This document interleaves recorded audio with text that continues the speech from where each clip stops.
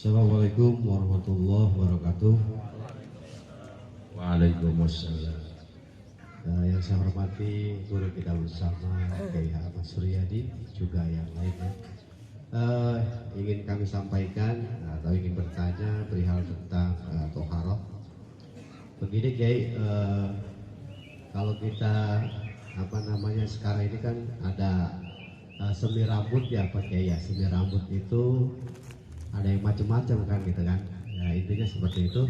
Terus bagaimana kalau kita sedang berjunub, lalu si rambut ini kan tertutupi oleh bahan-bahan kimia seperti itu. Apakah mandi junubnya itu sah atau tidak? Karena memang ada penghalang daripada zat-zat yang menghalangi sampainya air ke badan kita atau ke rambut kita. Itu saja, terima kasih. Assalamualaikum warahmatullahi wabarakatuh. Waalaikumsalam warahmatullahi wabarakatuh. Terima kasih kepada Akhinal Kiram Ustaz Syahroni atas pertanyaannya. Saya ulangi, bagaimana kalau menyemir rambut ataupun pikok ya? Apakah pikok rambut itu bisa menghalangi ketika mandi junub? Nah, sebelum saya jawab, saya akan jelaskan dulu hukum memikok rambut. Dipaparkan dalam kitab Matan Zubat dalam sebuah syairan oleh pengarangnya Syekh Ibnu Ruslan. Faqala wa harramu hidaba sya'rin bisawad li rajulin wa mra'atin la lil jihad. Wa harramu, para ulama telah mengharamkan hidaba sya'rin bisawad, menyipuh ataupun menyemir rambut dengan warna hitam. Seluruh ulama telah sepakat menghukumi haram menyemir rambut dengan warna hitam. Lirajulin wa mrawatin, baik untuk kaum laki-laki maupun kaum hawa. La lil jihad, tapi tidaklah haram kalau tujuannya untuk perang. Katakanlah di zaman penjajah atau di zaman perang, tentara-tentara muslim sudah kakek-kakek, sehingga rambutnya pun sudah putih. Nah, supaya kelihatan muda, semir dah rambutnya supaya hitam, supaya oleh pihak musuh disangkanya ini masih muda-muda, supaya takut mereka itu Pak Haji. Nah, itu boleh hukumnya lil hajat. Tapi kalau dalam keadaan normal, baik laki-laki maupun perempuan menyemir rambut dengan warna hitam, haram hukumnya, kata para ulama. Wa harramu hidaba sya'rin bisawad li rajulin wa mra'atin la lil jihad. Bisa dipahami ya?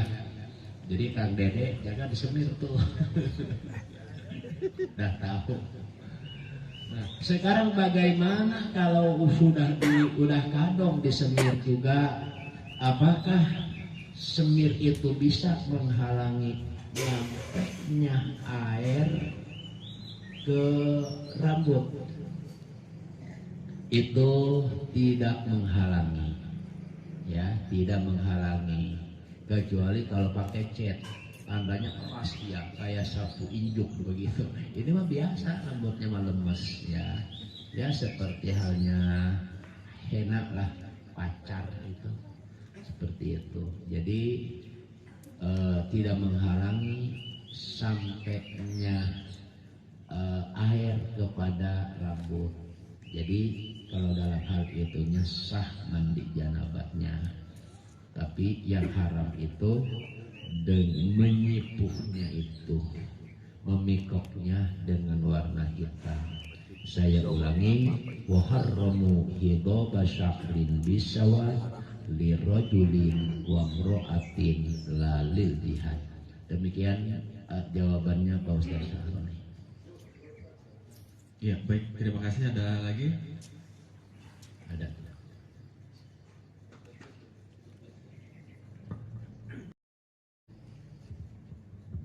Terima kasih Pak Kiai. Mau nanya bagaimana dengan tato Pak Kiai yang ada di anggota wudhu, apakah sah atau bagaimana Pak Kiai? Demikian, terima kasih. Assalamualaikum warahmatullahi wabarakatuh. Waalaikumsalam warahmatullahi wabarakatuh. Terima kasih kepada saudara atas pertanyaannya. Bagaimana tato? Apakah menghalangi sampainya air wudhu kepada kulit? Nah, sebelum saya jawab, saya bahas dulu apa hukumnya tato. Tato ataupun jayes, kaes itu hukumnya ya harum. Bahkan tato itu Bapak Ibu bukan hanya di zaman sekarang. Di zaman baginda Rasul pun sudah ada itu tato. Dan Rasul ketika itu mengatakan bahwa orang yang bikin tato, yang menyuruhnya, kedua-duanya sama dosanya. Seperti Bang Ipeng nih, Bang Ipeng, kata Bang Ipeng kepada Pak Haji Daik, tolong saya bikinkan tato bergambar apa? Rinci. Gambar apa aja lah. Nah, itu yang Bang Ipengnya tuh yang nyuruh dosa, dan yang membikinnya pun tetap sama-sama dosa.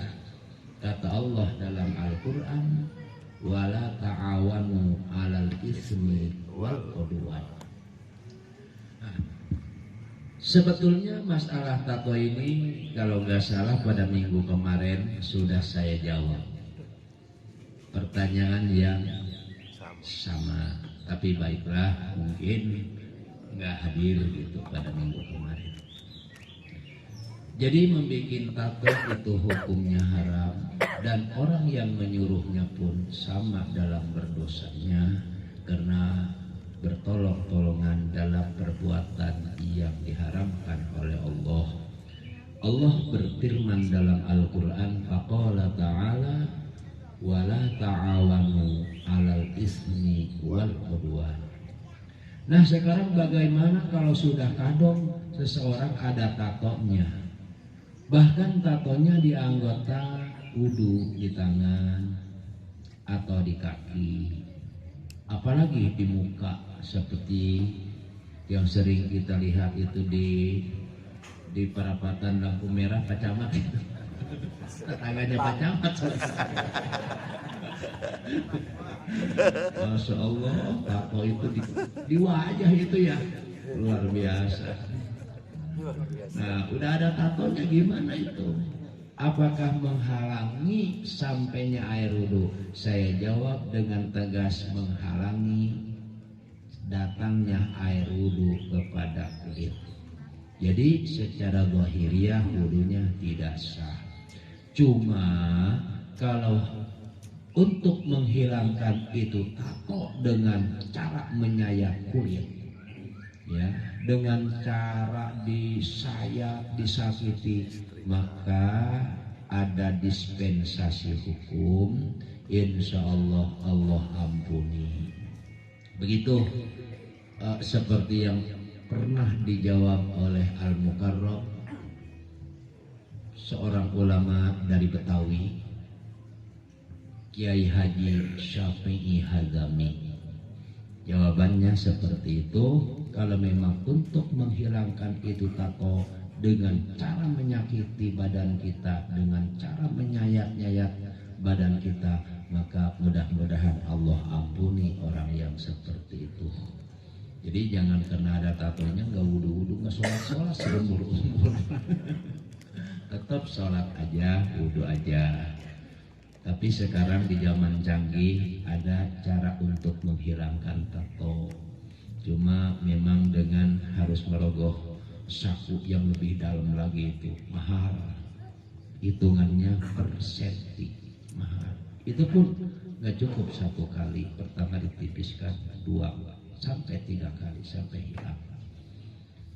Ada cara yang canggih dalam ilmu kedokteran sekarang, dan itu pernah terjadi Pak Camat. Saya punya kenalan, ya nggak perlu tahulah namanya dan kampungnya pun.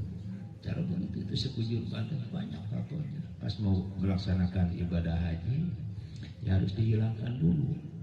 Itu biaya untuk menghilangkan tato sampai bersih itu sama dengan harga ongkos ONH 1 orang. Ongkos ONH 1 orang, karena banyaknya itu badannya. Subhanallah. Jadi begitu jawabannya Pak ya. Jadi kalau mau membuat tato jangan, kalau belum jangan. Di samping haram, yang kedua bisa menghalangi sampainya air wudhu kepada permukaan kulit. Tapi bagi orang yang sudah kadung ada, udah wudhu aja, sholat aja. Karena kalau memang untuk menghilangkannya dengan cara menyayat-nyayat kulit, maka insya Allah Allah ampuni. Alasannya lid darurat. Kata dalam kaidah ilmu ushul fiqih, ad-darurat tubihul mahdzurat. Kaidah ad-darurat tubihul mahdzurat diambil dari hadis baginda Rasul yang diriwayatkan oleh Imam Tabrani, la darar wala dirar, yang artinya tidak boleh membahayakan diri sendiri, wala dirar, dan juga tidak boleh membahayakan orang lain. Jadi membahayakan diri sendiri nggak boleh, membahayakan orang lain juga nggak boleh hukumnya. Itulah jawabannya Bapak penanya yang saya hormati. Masih ada, silakan. Iya, mangga, silakan. Assalamualaikum warahmatullahi wabarakatuh. Waalaikumsalam. Pak Kiai, ini tadi kan membahas toharoh wudu ya. Tadi Pak Kiai kan sudah menjelaskan yang masalah sisik ikan. Tadi seumpama sudah sholat, baru kita menemukan sisik ikan, apakah kita wajib untuk mengulangi sholat itu atau bagaimana? Terima kasih atas pertanyaannya. Ini biasanya ibu-ibu nih yang suka ngolahin ikan. Ngolahin ikan, terus setelah itu wudu, terus sholat.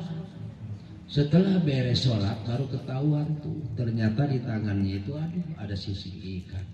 Yakin bahwa ketika wudu ini air wudu tidak nyampe ke kulit, yang ada sisik ikannya itu. Ketahuannya itu setelah sholat, maka yakinlah sholatnya juga wudunya tidak sah. Terus dipakai sholat, ya sholatnya juga nggak sah. Lalu bagaimana caranya? Harus diulangi lagi wudunya dan juga sholatnya. Andaikan waktu sholatnya sudah lewat, berarti wajib diqodho. Harus secepatnya diqodho itu sholat. Itulah jawabannya Bapak yang terhormat. Banyak menyambung abah ngapunten biar Monggo. kalau itu terjadi jadi makmum jadi imam beliaunya, nah gimana tanggung jawabnya terhadap ada makmum yang mengikuti? Iya. Mohon maaf Bapak.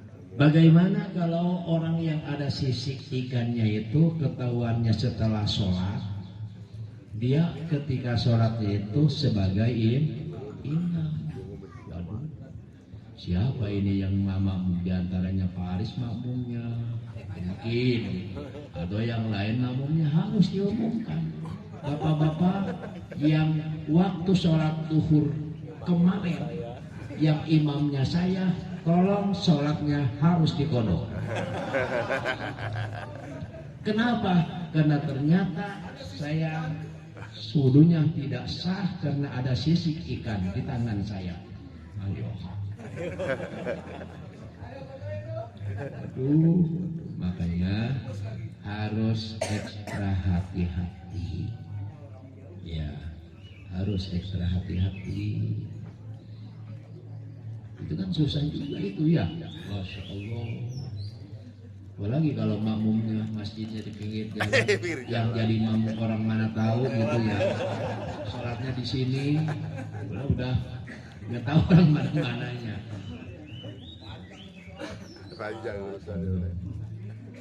Kita bertanggung jawab itu imam.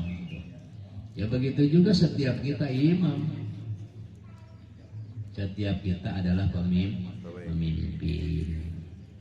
Seperti suami memimpin dalam sebuah rumah tangganya. Bahkan lebih berat suami. Kalau ibu-ibu nih asal rajin sholatnya, rajin ibadahnya, puasa dan lain sebagainya, insya Allah wanita itu akan dipersilahkan oleh malaikat untuk masuk ke dalam surga min ayyi babin sya'a, mau lewat pintu manapun dipersilahkan masuk surga. Tapi kalau untuk laki-laki, suami sekalipun dia rajin ngaji, rajin sholat, rajin puasa dan ibadah haji berulang kali, apalagi umroh, belum jaminan masuk surga. Kenapa?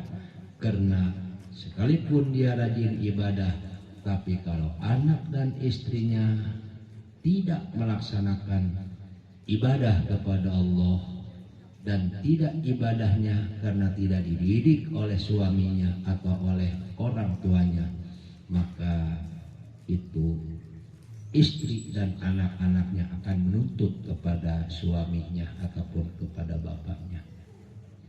Jadi hal ini dipaparkan dalam sebuah hadis dari baginda Rasulullah Shallallahu Alaihi Wasallam. Ada seorang laki-laki rajin ibadahnya, rajin sholatnya, rajin ngajinya, rajin puasa, zakat dan hajinya. Setelah itu ketika mau dimasukkan ke dalam surganya Allah, yaitu anaknya itu menuntut, memohon kepada malaikat, wahai malaikat, itu si Fulan bin Fulan, sebagai bapakku jangan kau masukkan ke dalam surga. Kenapa? Karena saya ini ketika hidup di alam dunia tidak rajin ibadah, menjadi anak yang nakal karena tidak dididik oleh bapak saya dalam hal agama. Masya Allah. Jadi kalau memangnya bapak saya seperti itu, jangan kau masukkan bapak saya ke dalam surganya Allah. Makanya kata Syekh Nawawi dalam kitab Tangkihul Qaul halaman 51, man taroka waladahu jahilan kana kullu dzambin amilahu alaihi. Andaikan ada seorang orang tua meninggal dunia dan meninggalkan putra-putrinya dalam keadaan jahil, akibat kejahilannya itu dia tidak tahu ibadah, tidak tahu fardu wudu acan, atau menjadi anak yang nakal karena nggak dididik, maka setiap dosa yang dilakukan oleh itu anak akan nyampe juga kepada almarhum orang tuanya. Kenapa? Karena anak itu adalah amanah. Menyia-nyiakan amanat adalah khianat. Ngeri kalau seperti itu. Jadi kalau perempuan relatif lebih ringan dia ya. Tapi kalau laki-laki berat. Kullukum ra'in wa kullukum mas'ulun an ra'iyatihi. Begitu Pak Aris yang saya hormati. Jadi itu susahnya kalau kita jadi imam tuh ya, Masya Allah, setelah sholat beres ada sisik ikan di tangan akibat keteledoran kita. Sedangkan kita ketika sholat jadi imam harus kita umumkan, bapak-bapak yang sholat tadi tawannya mau sholat asar, yang tadi sholat duhur yang saya imamin tolong sholatnya harus diulangi lagi. Kenapa? Wudhu saya nggak sah. Luar biasa. Demikian guys. Terima kasih. Yang lain silakan Pak Ustaz. Bisa kenalin dari mana boleh?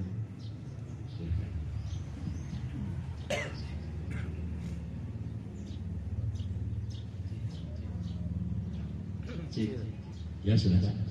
Assalamualaikum warahmatullahi wabarakatuh. Waalaikumsalam. Masih berlanjut dari pertanyaan tadi, Pak Ustaz. Di sini ada pertanyaan, idza taraka lum'atan shaghiratan. Apa itu di situ ada toleransi? Karena mengingat kebanyakan pekerja itu yang ada hubungannya dengan masalah lem atau masalah oli itu, Mas. Kadang kita udah berusaha untuk menghilangkan, tapi namanya manusia biasanya ada saja yang ketinggalan. Nah itu apa? Di situ lum'atan shaghiratan, ada toleransi walau kana qalilan. Terima kasih. Assalamualaikum warahmatullahi wabarakatuh. Waalaikumsalam warahmatullahi wabarakatuh. Terima kasih atas pertanyaannya. Untuk jawabannya kita ulang kepada 88 sebelumnya. Illa ingkana bi izalatiha siddata masyaqqatin. Kalau dalam hal chat, ada chat nih. Kecuali kalau untuk menghilangkannya itu sangat susah, sangat sulit, itu ada toleransi ataupun dispensasi. Sekarang wa idza taraka lum'atan shaghiratan, ya sama. Jadi begini nih, ada cat, nempel cat, habis ngecat kali ya, catnya cat minyak. Kalau cat tembok masih bisa kalau nggak cat tembok. Tapi kalau cat minyak, cat apa namanya, biasa untuk ngecat besi gitu, kayu itu mah nggak nyampe, sedikit. Untuk menghilangkannya itu susah, ya digosok susah hilangnya. Itu ada dispensasi. Makanya illa ingka nabi izalatiha syiddata masyaqqatin. Bisa dilihat syiddata masyaqqatin, ya. Kita tempelkan kaidah dalam kaidah ilmu usul fikih, al masyaqqatu tajlibu taisir, bahwa dalam keadaan sulit bisa narik-narik kepada kemudahan. Itulah jawabannya, illa ingka nabi izalatiha syiddata masyaqqatin. Kita udah berusaha kita hilangkan nih, tapi masih nempel juga, itu mah diampuni oleh Allah. Karena kata dalam kaidah ilmu usul fikih, al masyaqqatu tajlibut taisir. Demikian jawabannya, ya. Insya Allah ada dispensasi kalau memangnya susah untuk menghilangkannya. Assalamualaikum Pak Yai. Mohon izin bertanya Pak Yai. Ada sebuah kasus, misalnya ada seseorang yang mewakafkan tempat untuk jadi pemain masjid. Seiring dengan perkembangan waktu ternyata masjid itu dipindah dan bangunan itu menjadi sebuah tempat madrasah atau taklim lah ya. Pertanyaan saya, bagaimanakah hukum dari tempat tersebut? Mengingat itu kan dari awal mungkin niatnya adalah wakaf untuk tempat ibadah atau masjid ya, atau mushola ya. Itu satu, bagaimana? Terus apakah tempat itu masih tergolong juga sebagai sebuah tempat yang suci gitu? Artinya ya kita menjaga kesuciannya dari hadas-hadas yang tinggal di situ gitu lagi. Ada Pak Kiai. Kemudian yang berikutnya masih tentang dispensasi ini mungkin ibu-ibu yang sering mengalaminya. Dalam sebuah acara resepsi atau pernikahan sering kita lihat itu waktu sholatnya berbarengan dengan waktu sholat zuhur mungkin ya. Bagaimana kalau kasusnya ini pengantin perempuan sedang di make up tebal gitu Pak Yai? Bagaimana, apakah ada dispensasi juga gitu? Mungkin itu saja. Assalamualaikum warahmatullahi wabarakatuh. Waalaikumsalam warahmatullahi wabarakatuh. Terima kasih kepada Ustadz Gus Haryadi atas dua pertanyaannya. Pertanyaan pertama, masalah wakaf. Andaikan ada seseorang mewakafkan sebidang tanah untuk masjid, gitu kan ya. Nah, dipaparkan dalam kitab Fathul Mu'in karangan Syekh Zainuddin Al-Malibari, kalau andai kata ada seseorang mewakafkan sebidang tanah untuk pembangunan masjid, soro bi hukmil masjid, maka tempat itu sekalipun belum dibangun masjid, soro bi hukmil masjid, hukumnya hukum masjid. Jadi boleh iktikaf di itu masjid, ya boleh iktikaf sekalipun belum ada bangunannya. Kecuali kalau begini, andai kata ada seseorang mewakafkan sebidang tanah, tanahnya tanah sawah, cuma hasilnya ini sawah untuk kemaslahatan masjid, itu bukan tanahnya, itu mah ya cuma hasilnya untuk kemaslahatan masjid. Tapi kalau mewakafkan tanah untuk pendirian masjid, untuk pembangunan masjid, maka itu tanah sekalipun belum dibangun masjid, soro bi hukmil masjid, berarti sudah boleh kita beriktikaf di atas itu tanah. Begitu kata Syekh Zainuddin Al-Malibari dalam kitab Fathul Mu'in. Sekarang bagaimana andai kata wakaf itu sudah nggak dipakai karena memang ada kebijakan pemerintah, mungkin pakai jalan, bahkan ketika tahun 80 sekian itu di Bendara itu kan perkampungan, itu ada masjid, bahkan banyak masjid di sana, apalagi musola. Tapi oleh karena memang digusur untuk pembangunan lapangan terbang ketiga itu ditinggalkan begitu saja, tapi dibayarin oleh pihak pemerintah. Itu boleh enggak? Boleh kalau memangnya kebijakan dari pemerintah. Tapi kalau sudah dipindahkan, harus dibangunkan masjid lagi. Begitu caranya.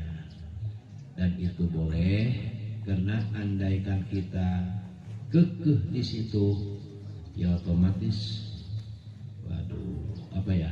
Masjidnya juga otomatis kan nggak ada yang nempatin di situ, orang penghuninya juga pada pindah. Dan ini dalilnya yaitu seperti apa yang pernah dilakukan oleh Sayyidina Umar bin Khattab radhiyallahu anhu, yaitu wakaf dijual oleh Sayyidina Umar, dialihkan untuk pembangunan pasar. Ketika zaman Sayyidina Umar itu dijadikan istinbat ataupun dasar hukum dalam madhab Imam Ahmad bin Hanbal.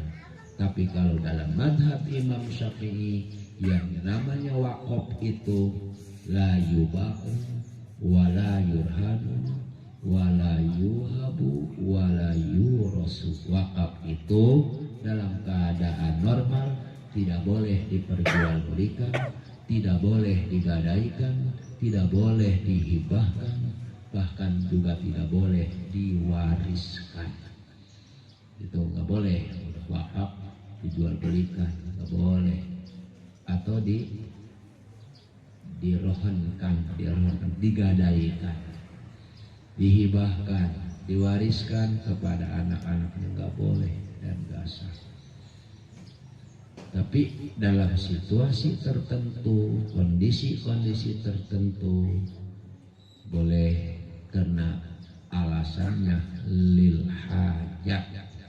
Kata dalam kaidah ilmu ushul fikih, al hajat tunzalu manzilatad darurah amatan kanat au khossatan, sebagaimana dipaparkan oleh Imam Jalaluddin As-Suyuti dalam kitab Asbah wan Nadhair. Jadi begitu Pak Gus ya. Kemudian pertanyaan yang kedua ketika walimatul arus. Walimatul ursi bisa tingkat modif lakin ijabatun bila qadrin tajib. Walimatul arus itu hukumnya sunnah apa wajib? Walimatul arus, pesta pernikahan itu hukumnya wajib apa sunnah? Sunnah. Betul sunnah. Sunnah ya? Betul sunnah. Walimatul ursi bisyafin qad nudib lakin ijabatun bila udrin tajib.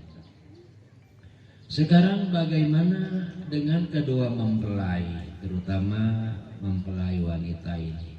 Pas waktu dohor dia meninggalkan sholat dohor karena make up alasannya. Apakah ada dispensasi? Nggak ada. Nggak ada itu. Nggak ada. Harus sholat. Harus sholat. Tetap sholat.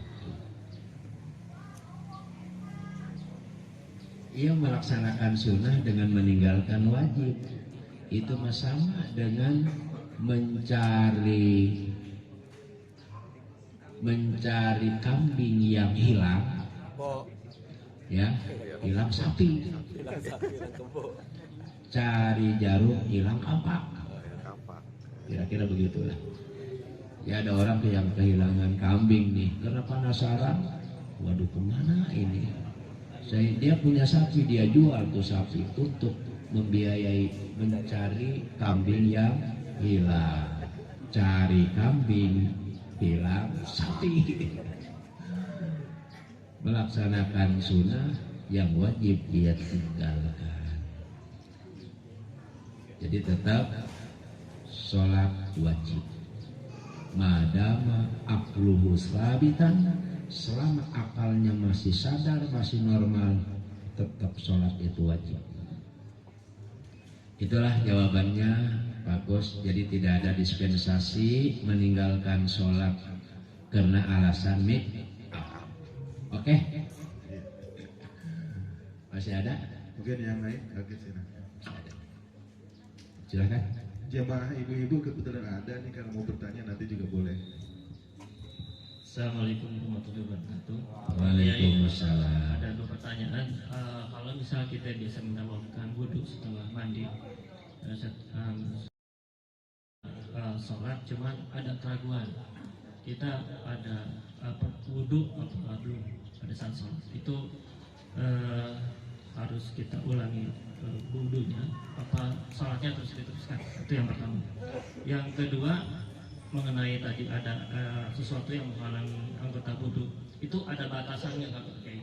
Misalkan satu titik nih itu diukur sebagai menghalangi air terhadap anggota wudhu. Demikian. Terima kasih. Assalamualaikum warahmatullahi wabarakatuh. Waalaikumsalam warahmatullahi wabarakatuh. Terima kasih atas pertanyaannya, dua pertanyaan. Pertanyaan yang pertama, ragu-ragu wudhu. Seseorang mau sholat, dia ragu. Tergantung apa yang dia ragukan. Kalau meragukan, apa sudah wudhu, apa belum? Apa sudah wudhu, apa belum? Jawab aja, belum. Oke? Karena asalnya pun belum wudhu. Kalau yang meragukan apa sudah batal, apa belum? Apa sudah batal, apa belum? Berarti kan udah punya wudhu tuh. Meragukan apa sudah batal, apa belum? Jawabannya belum. Belum, Mbak. belum batal. Kata dalam kaidah ilmu ushul fikih, kadzalikal aslu ala makana baqa'u makana ala makana. Kadzalikal aslu ala makana baqa'u makana ala makana. Jadi andai kata kita ragu-ragu mau sholat nih, apa saya udah punya wudhu apa belum? Belum. Berarti harus wudhu. Karena asalnya pun belum wudhu. Sekarang udah punya wudhu, meragukan udah batal apa belum? Juga belum. Belum batal. Tapi kalau keadaan seperti itu, alangkah baiknya kalau wudhu lagi. Karena kata baginda Rasul dalam sebuah hadis, dak ma yaribu ila ma la yaribu. Tinggalkanlah sesuatu yang meragukanmu menuju sesuatu yang tidak meragukanmu. Jadi pada dasarnya sekalipun gak wudhu juga gak apa-apa. Udah batal apa belum? Udah batal apa belum? Itu kan kita tanya, Pak, saya ini udah batal apa belum? Belum, ya belum batal. Kadzalikal aslu ala makana baqa'u makana ala makana. Itu. Kemudian pertanyaan yang kedua, batasan kecil. Ya, gitu ya. Batasan kecilnya segimana itu? Seperti di sini, wa idza taraka lum'atan saghiratan min utwin walau sahwan lam yasihhal wudu. Tatkala orang yang berwudu meninggalkan sedikit saja dari anggota wudu yang tidak terkena air wudu, maka tidak sah wudunya sekalipun alasannya lupa. Sekarang parameter kecilnya itu segimana sih? Nah, batasan kecilnya itu yaitu dengan batasan yang dapat menghalangi sampainya air ke kulit gitu. Jadi biasanya Bapak Ibu hadirin sekalian, kalau tidak ada kejelasan dalam Al-Quran maupun dalam hadis, maka dikembalikan kepada uruf ataupun kepada adat kebiasaan. Wa kullu ma, gimana faedahnya? Segala sesuatu yang tidak ada patokan dalam Al-Quran maupun dalam hadis yang menjelaskannya, maka kembalikan saja kepada uruf ataupun kepada adat. Wa kullu ma lam yandabit syar'an wala wad'an falil urfi ruju'unin jalan. Boleh ditulis tuh.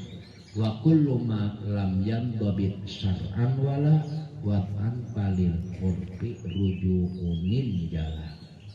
Jadi kalau segala sesuatu yang tidak ada penjelasan, penegasan dalam Al-Quran dan As-Sunnah, maka kembalikan saja menurut uruf ataupun menurut adat al-adah muhakkamah. Tapi pada intinya, kalau kita wudu ada yang tertinggal tidak terbasahi oleh air wudu sekalipun sedikit, itu tidak sah wudunya. Bukan batal ya. Ada batal, ada tidak sah ya. Kalau batalnya udah sah wudunya, cuma ngentut itu batal. Ini mah dari awal wudunya nggak sah. Bisa dipahami ya. Dibedakan. Tidak sah dengan batal itu beda. Itulah jawabannya bapak-bapak yang terhormat. Masih ada? Udah jam berapa? Masih ada? Udah cukup? Ada. Di sebelah. 7 menit lagi. Assalamualaikum warahmatullahi wabarakatuh. Waalaikumsalam warahmatullahi wabarakatuh. Mau bertanya Pak Yai di luar tema ini tentang di sholat Jumat. Ini pembahasan lanjutan di tanjakan masalah. Ini pertanyaan saya, biasanya di sholat Jumat itu ada 2 azan ya. Nah itu sering, bahkan saya sendiri mungkin ya atau sering melihat ada yang terlambat datang. Di situ ada 2 azan. Nah itu mau sholat sunnah mungkin menunggu kumandang azan dulu baru sholat. Itu ada 2 azan di situ. Nah yang pertanyaan dari saya, afdolnya itu seperti apa Pak Yai untuk jika kumandang sholat itu kumandang azan itu akan melakukan sholat, itu afdolnya seperti apa, ditunggu atau dilaksanakan di 2 azan itu. Selanjutnya pertanyaan yang kedua, saya sering melihat setelah sholat Jumat itu ada yang di belakangnya itu setelah pada zikir mereka berjamaah melakukan sholat zuhur, dan itu saya sering melihat itu setiap Jumat itu melaksanakannya, hukumnya bagaimana? Terima kasih. Assalamualaikum warahmatullahi wabarakatuh. Waalaikumsalam warahmatullahi wabarakatuh.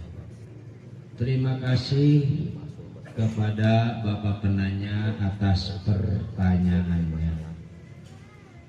Pertanyaan yang pertama yaitu adzan Jumat 2 kali. Ketika di awal-awal Islam, di zaman baginda Rasulullah Sallallahu Alaihi Wasallam, adzan untuk sholat Jumat itu 1 kali, seperti hari-hari biasa. Nah, ketika zaman Sayyidina Utsman bin Affan radhiyallahu anhu, ketika karena masyarakat sudah banyak, perkampungan sudah lebar, sehingga ketika mengumandangkan azan banyak yang belum nyampe ke masjid padahal sudah tiba waktu sholat Jumat. Sehingga dengan demikian Sayyidina Utsman bin Affan mengadakan kebijakan, kalau begini nih kita adzan mesti 2 kali. Adzan yang pertama sebagai tanda sholat Jumat ataupun waktu zuhur telah tiba, dan adzan yang kedua untuk siap pelaksanaan prosesi khutbah Jumat plus sholatnya. Jadi itu kebijakan dari Sayyidina Utsman bin Affan radhiyallahu anhu.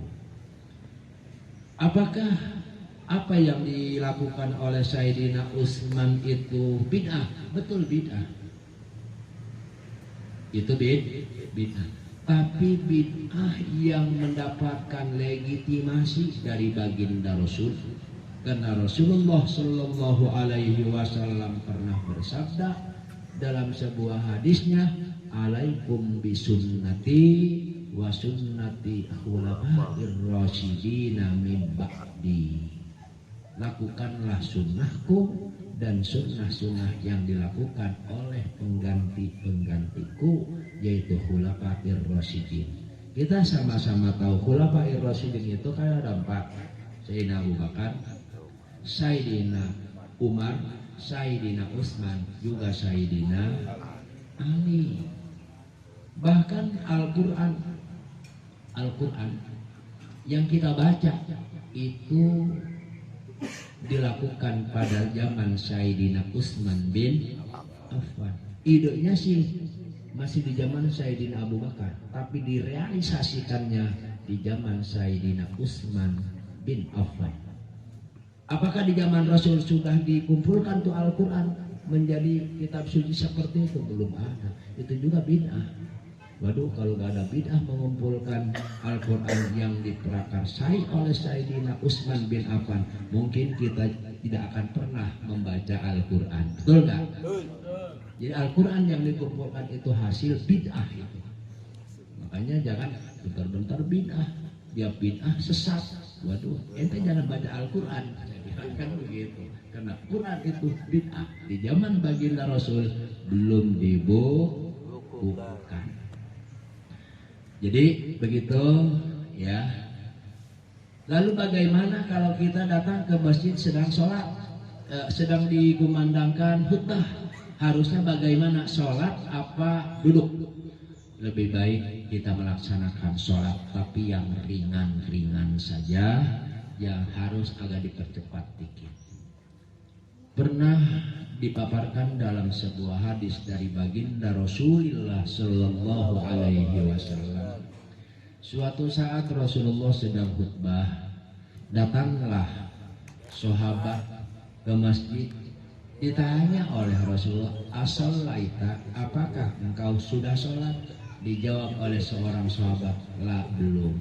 "Sholli," kata baginda, "sholatlah. Tapi tentu sholatnya harus dilakukan dengan yang khafif, dengan yang ringan.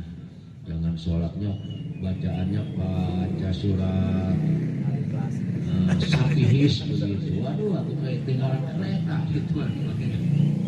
Yang ringan saja. Itu jawab dari pertanyaan yang pertama.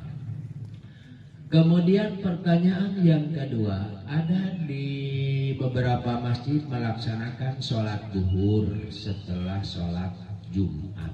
Apa itu hukumnya?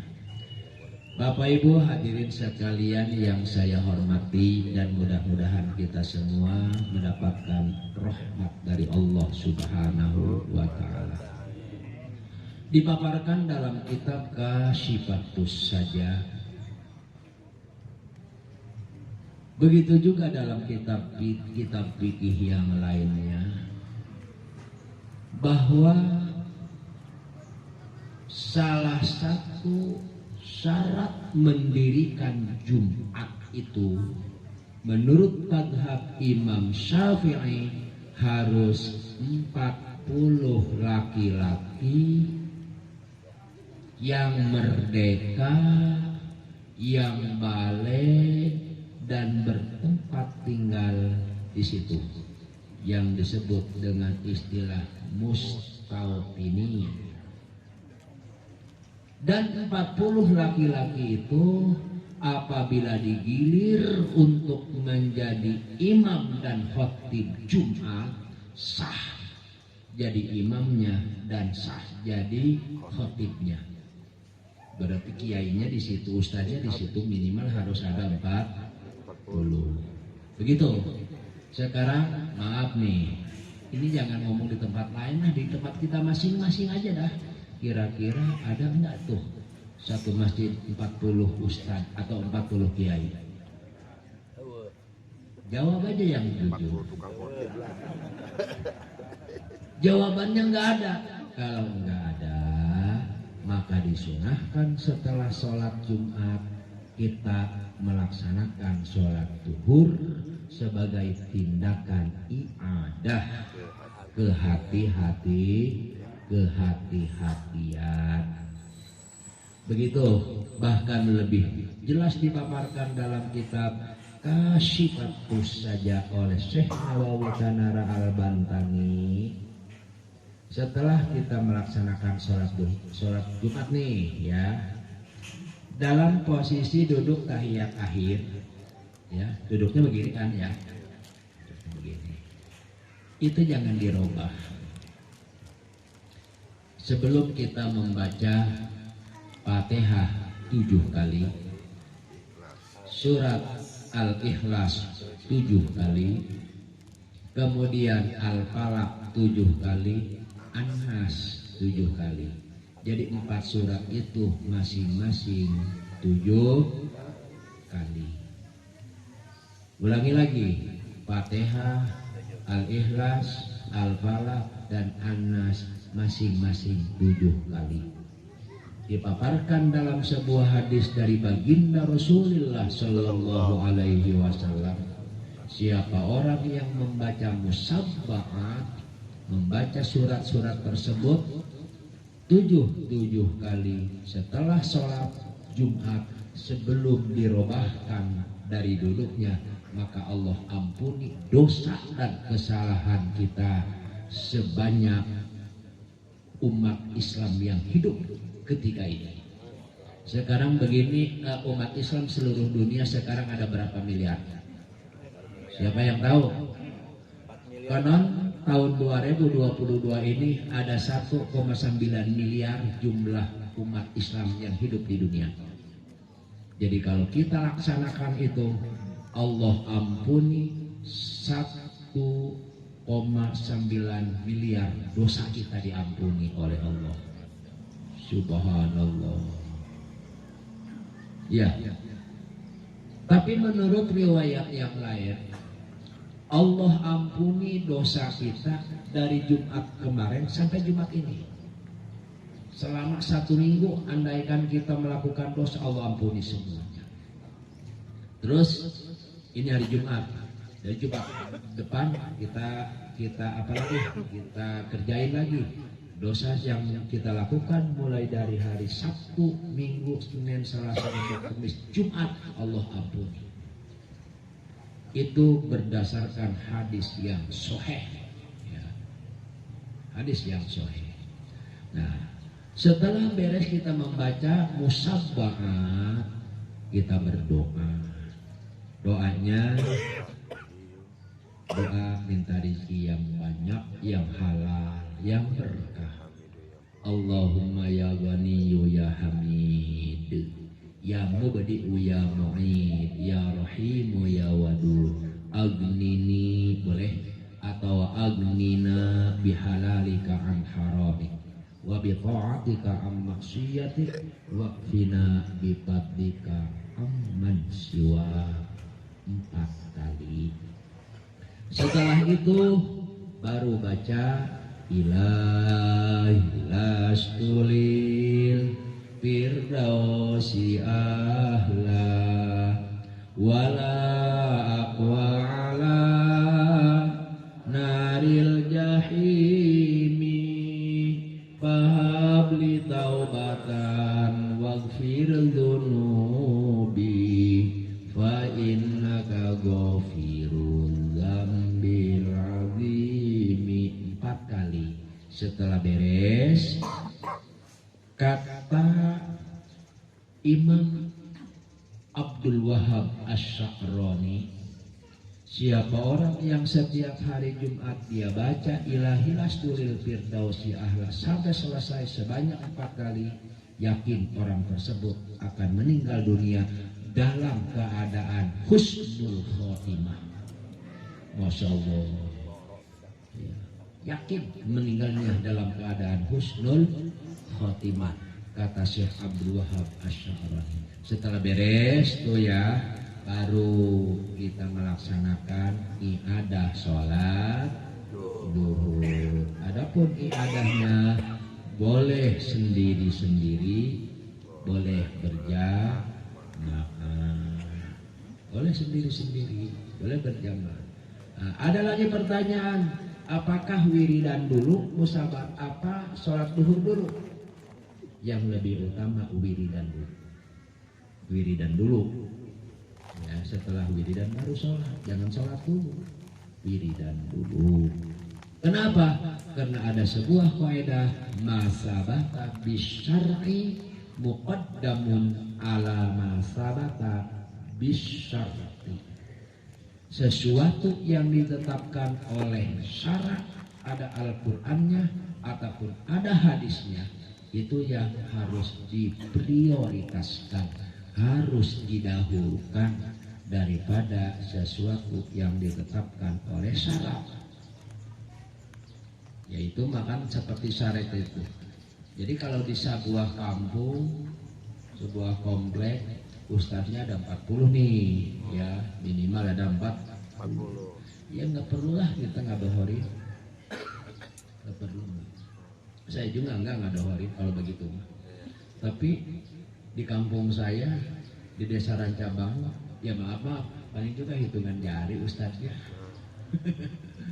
Jadi kata Syekh Muhammad Nawawi Tanara Al-Bantani, seyogyanya kita melaksanakan sholat duhur setelah sholat Jumat sebagai tindakan kehati-hatian atau dalam istilah agama ihtiyat ataupun kehati-hatian. Demikian jawabannya Bapak penanya yang saya hormati. Oke. Ada lagi? Abah Kiai, ini ada tambahan dari kami. Silakan Abah memberikan pertanyaan. Ini ada 2 jam buat dikasih kepada jemaah yang bisa menjawab pertanyaan Abah. Mungkin pertanyaannya mungkin nggak sulit-sulit. Misalkan contoh, siapa neneknya Bapak Camat? Nah, gitu. Ini ada. Silakan, ada 2 jam dinding. Ini jam dinding Yayasan Nurul Amal Batu Nubuh. Jadi dari project pribadi. Jadi kita kasih kepada 2 jamaah yang bisa menjawab pertanyaan Abah. Siap-siap ya.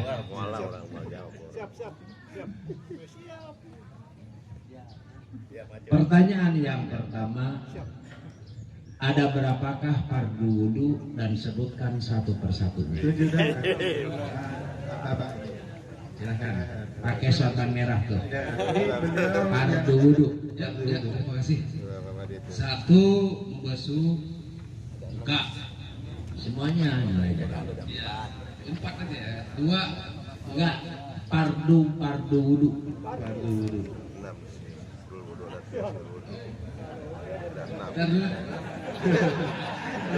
Ada di belakang, ada. Nah, ini Pak RT. Pak RT silakan. Silakan. Pak RT Jibril. Silakan. Langsung aja ya. Ya. Pertama niat Pak Ya. Kiai. Kedua masuk lubang.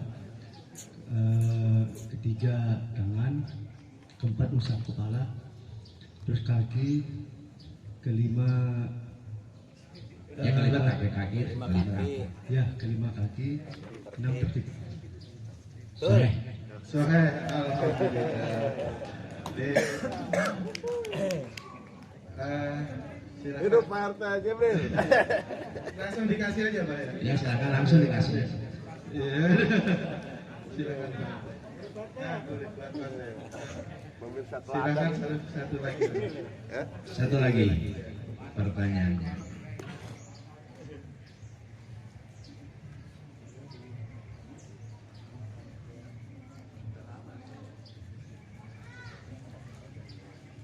Apakah batasan wajah yang harus dicuci ketika berwudu?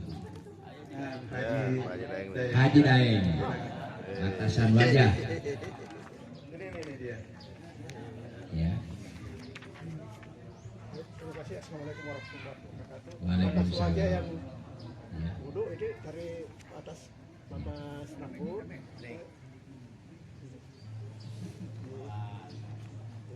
Batas ini.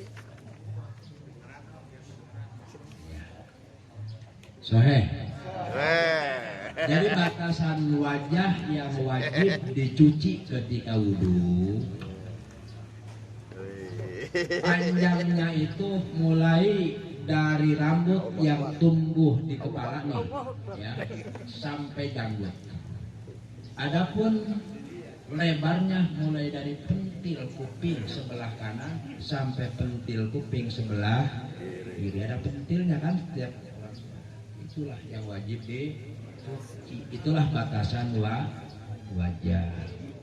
Terima kasih atas pertanyaannya dan soheh lagi. Terima kasih ya Bang. Alhamdulillah, saya pikir cukup langsung. Allahu Akbar. Maka Abah Haji doa.